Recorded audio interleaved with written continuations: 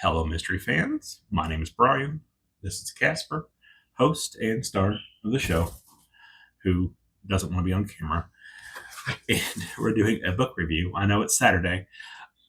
Kind of a quick blah blah about that. But Aloha Alibi by Jasmine Webb is what we're going to be reviewing today.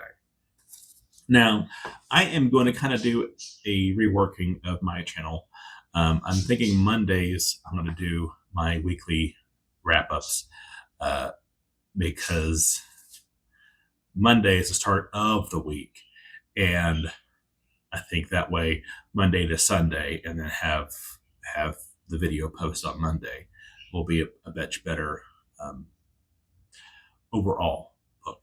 And then I think reviews are going to be, I don't know if I should do like Monday, Friday, Friday reviews or Friday in review. I don't know. But today I'm going to post something so that I can at least continue that YouTube blah blah blah blah blah. But make an announcement that my reviews are going to come out Mondays now. But I still want to review, at least have a video pop up today, just so you all, don't worry. And I'm trying to, post a video every Saturday. I think if I do it on Mondays and Fridays, it'll be a little bit easier. But I don't know for sure. We're reworking. I don't know. Either way, ready for the review? Okay. So today we're gonna review Aloha Alibi. So Charlie for short, Gibson returns home to Maui, Hawaii, after a dangerous incident on the mainland forces her to flee and hide from mobsters. Charlie is struggling to make ends meet, and she takes a job at a local ice cream shop and soon finds herself caught up in an investigation when a visiting businessman is stabbed and a reward is offered for any information to find the killer. Hoping to earn the reward, Charlie decides to investigate the crime herself and teams up with a couple of elderly friends. While constantly clashing with a handsome local detective who wants her to stay out of police business, Charlie dives headfirst into a mystery that becomes far more dangerous than she ever expected. So, what are some reasons, 5 reasons, why this book might not work for you? Well, an immature main character. Charlie often behaves as a person younger than the age of 30. He doesn't want to be on camera, but he wants to make himself known. Give me just a second. It's all about me. So yes, talk about being immature, Charlie just kind of acts a little immature-ish at times. And I found that, it didn't do too much to distract from the story. I did give this book a 4-star read. But while reading reviews, I noticed that's some people said that, and reflecting on it, I kind of have to agree at times. Number 2 is a weak motivation for the investigation. Basically, she's only interested in the reward. And I mean, I understand, being hard up for money, but like when usually these introductions to these cozy mysteries, it's usually has, the sleuth is invested in it, or it's someone that was important to them, or they're a small town. So yeah, Charlie deciding to solve the mystery mainly because the reward is offered, despite having no real investigation experience, is just another, Anyways, that's number 2.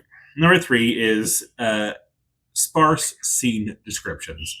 Many local locations, scenes lack descriptions, detailed descriptions, which can make it harder to visualize what's happening.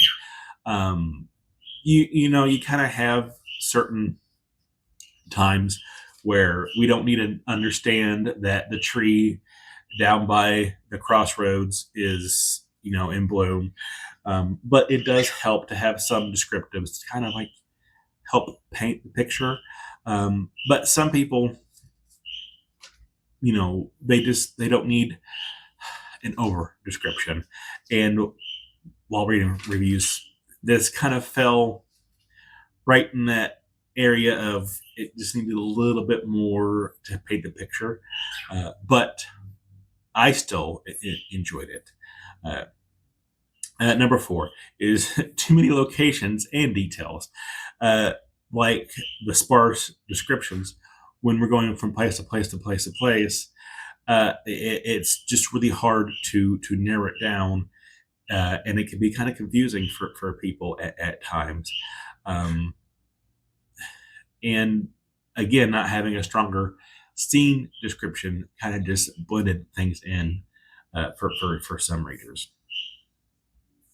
And lastly, number 5 is the story can move momentum. Although the opening scene, the opening, murder is very interesting and kind of throws you in. It kind of feels like a lot of B footage in this book. And some people lost interest in it because it just kind of slowed down. It started off hot, and then it kind of went on cruise control,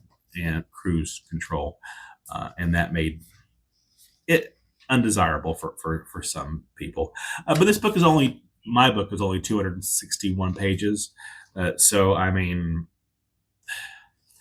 still not. I get upset when mysteries hit the 400-page mark because,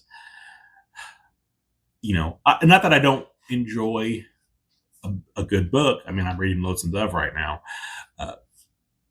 but mysteries to me, they're best at that 300-page mark. But that's again just my opinion.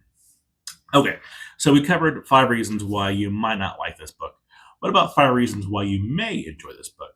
Well, it is a unique setting. Most cozy mysteries that I read, they're set on the East Coast, and that's okay. But when you have a tropical setting like Hawaii, it's a bit of a different setting.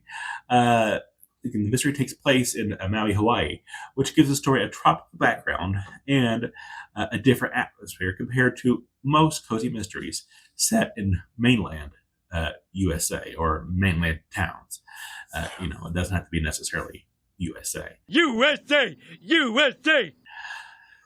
So, yeah, that might be something that, people might actually enjoy about this book. And number 2, kind of what I talked about before, about page count. It is a light and easy, cozy mystery. Most cozy mysteries are fun and lighthearted. The person who gets got kind of deserves to be got, or when they do get got, you're like, I don't care, because this is not real life. So it is a story meant to be fun, lighthearted, and underdemanding, making it a real quick read for most cozy fans who enjoy a relaxing, cozy mystery. And it's really great to read. I read this during kind of a snowstorm when it was real cold outside, so the warmer climate in my head made it for a bit easier. Number 3, supporting characters. It is not often that I enjoy the supporting characters more than the main character, but the 2 elderly women in this book are humorous, and they made the book for me. And there's a bit of a interesting background for a couple of these women, and it was kind of in the underlying lining of the text, but very very interesting to hear their background and learn about it. Number 4, the classic cozy mystery trope. Readers often enjoy this genre. Will be familiar with the elements like an amateur sleuth, uh, ignoring police warnings, a handsome local detective, and a small town. I know this is Hawaii, but um, you know it's still very cozy-ish. As said in the description, Charlie is from Hawaii originally, um, so it was it had all those ticks, at least in my opinion, when it comes to a cozy. And number 5, uh, multiple storylines, along with the central murder story. The book also includes Charlie hiding from mobsters, a stalker subplot, and local corruption in, of course, government, leading to a dramatic and fun conclusion. I try not to over describe mysteries because I come into mysteries wanting to be as blind as possible. I don't like to know if there's a twist because I feel like that spoils the book for me.